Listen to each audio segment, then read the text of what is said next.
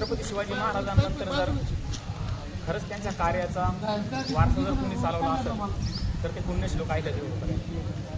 कारण त्यांचा जन्म झाला आपल्या महाराष्ट्राच्या भूमीवर.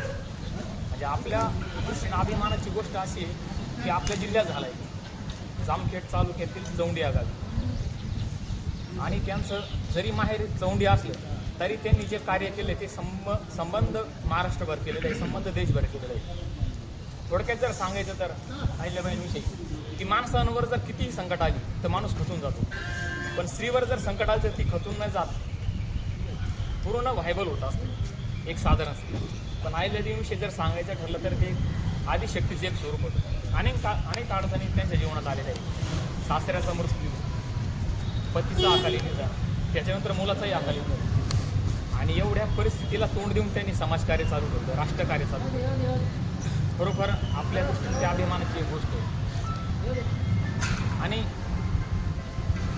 आपल्या गावात आज जी बारवा आहे ती पुण्यश्लोक अहिल्यादेवी होळकरांच्या प्रेरणेने प्रस्थापित झाली. आणि त्याच्याही व्यतिरिक्त जर सांगायचं ठरलं आपल्या परिसरात, मी काल ब्लॉगच्या माध्यमातून सांगितलं होतं की आपला जो पुणतांब्याचा घाट आहे